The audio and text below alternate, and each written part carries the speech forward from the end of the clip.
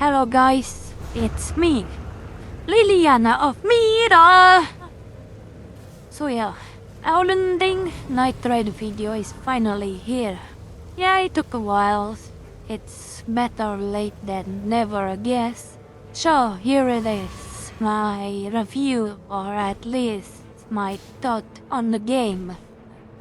Let's dive into it. So, Nightreign is kinda like a rogue-like RPG game where you drop into Limb World and then you just started to, looting the place like it's Saturday night Viking raid.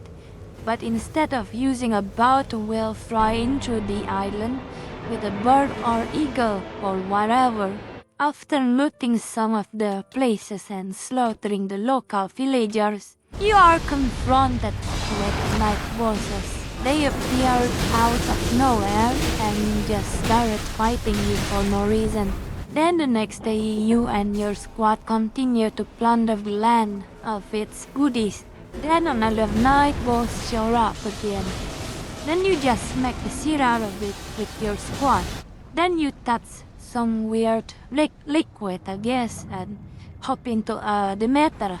But not really, it's not the Nether, it's the end dimension where it's full of Enderman. But you gotta hit the door and enter into it. Then after that you fight a Night Lord. In this case, it was a three-headed mutt. I mean, the fight is like your typical From Software boss fights. It's a perfect evolution of no-go fight from Dark Souls 1 to now Nightreign. Let's talk about some of the Night Lord. Edo, or Baron of Night. This boss fight, I don't know, it kinda reminds me of the monster from Monster Hunter Rise.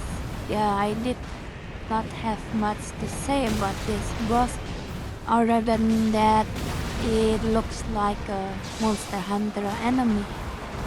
The Master Wisdom of Night looks like I'm fighting a cat Rice and his best friend involved. I guess my squad weren't at my feathers.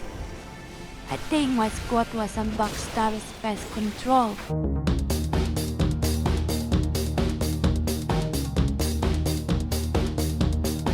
Maris, Bottom of Night. This thing is basically just Elden Beast much skinnier and it ain't got no hands. Libra, Creature of Night. It's basically fighting a Baphomet satanic creature that shoots madness all over the place. Fulgor, Champion of Night Glow. It's obvious enough that this was just a champion Gandir, but he was a centaur mixed with Manus, Father of the Abyss. Karigo, Miasma of Night. It's basically Falcon from Monster Hunter World. And finally, Hellstar, the Night Lord. This guy is like Soul of Cinder definitely, but I can't really pinpoint if the guy was either SN1 or some random knight. There's a chance that it is SN1 because I looked at the weapons. It looks similar to Moonlight Greatsword and Broken Straight Sword. Okay, let's talk about the special returning boss fight. Smelter Demon from Dark Souls 2. It's pretty much the same Smelter Demon, but it has another phase where Smelter Demon will buff from normal fire to blue fire, similarly to Smelter Demon from Old Iron King DLC. Gaping Dragon from Dark Souls. The fight is pretty similar to Dark Souls 1, and you can cut off his tail to get an item drop, and the puke that the dragon does will deplete player's health to half. If I remember correctly, in Dark Souls, if you get hit by the puke, it will never deplete the player's HP to half. Nameless King from Dark Souls 3. The Nameless King is pretty much the same fight from Dark Souls 3, but with some new move I never seen before. The course, after the dragon is dead, there's no cutscene like in Dark Souls 3. A nameless king just jumped out and landed on the ground with lightning speed and fighting the player. The Duke's dear Freya from Dark Souls 2.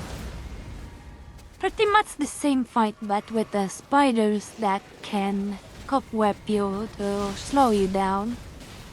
I think you can pop the head like in Dark Souls 2, but I never see if the head can be used to play football or not.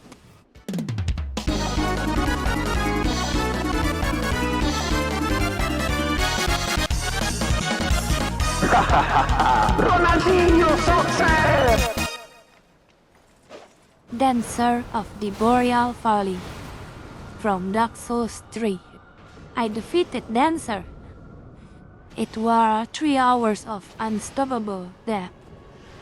I learned every move she does. I hit her ass thousands of times. I even jerked off to her yesterday. It is so empty here. I miss her.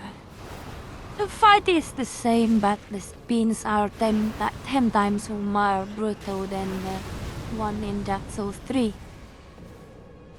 Centipede demons from Dark Souls.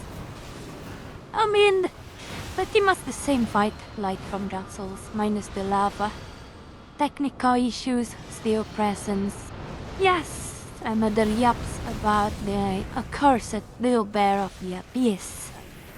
This thing single-handedly ruined the game's experience with massive stutters and frame drops. When I play the game without the anti-cheat and using the seamless co-op mode, the game runs smoothly. But when I play on the official with the anti-cheat, I'll be playing a game where the game stutters and frame freeze mid-gameplay and I get left behind because of it. Performance issues definitely still here, because the Elden thing they use for Nightreign is the Ampat's version of the game, you know. So glitches of course still works. I personally don't know how to perform the glitches, cause I rather not learn it, I guess. From Software needs to add more content. They really need to add some lore, earth-shifting events, where Dark Souls location returning along with their items and weaponries. Also, why not bring back Demon Souls, boss fight, and weapons as well? Add new characters as well. I don't care who it is. I don't even care if Patches made a comeback as a Nightfarer with some voice lines during the gameplay. So far the game is fun when being played with friends, and that's that. And I am here still waiting for Tarnished Edition armor set, because I want to wear that Mira set and Mira thread sword. So yes, well, hope you guys enjoy the video. So make sure to subscribe, leave a like or dislike, leave a comment down below. And may the flames guide your way.